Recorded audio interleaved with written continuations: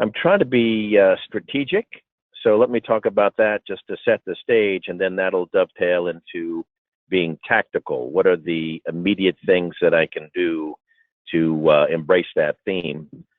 One of the things that bothers me, and I saw somebody on CNBC this morning talking about it, and it really troubled me, is the view, and it happened to be this particular portfolio manager's view, that when the market comes back, all companies will be created equal, and if they all went down together, they all come back together.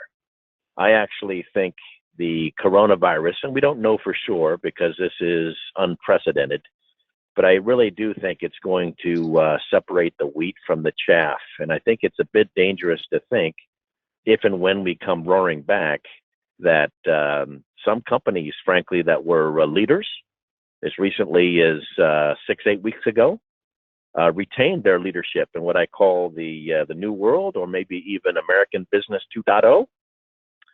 Because one of the things that will happen, and I think this is just a transition that has continued, but now it's accelerated with the whole COVID-19 scare, is that we have analog businesses that we're trying to transition to digital businesses, right? That's been established since the late 90s.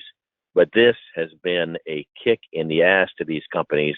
And if they don't even more quickly go from analog to digital, I think there's going to be some hell to pay. And believe it or not, I do think that some classy companies, some companies that were regarded for decades, if not even longer, as leadership companies, I don't think that they're going to go bust. I'm not saying that, but they're just not going to be the great investments that they once were, because there really is a change from business 1.0 to business 2.0. And if you think about it, there are some great companies in some industries within sectors of the economy that were kind of skating by with very skinny operating margins. They weren't generating much cash. And now this catalyst is taking them out. I mean, you think about industries like movie theaters, a good chunk of traditional retail, too many restaurants. They operated on kind of flimsy economics before the coronavirus, and they may not come back. I've said this before, but even the very friendly trade group, the National Restaurant Association, claims that 20% or 200,000 of their 1 million American restaurants won't come back. And that's coming from probably a pretty friendly source saying that.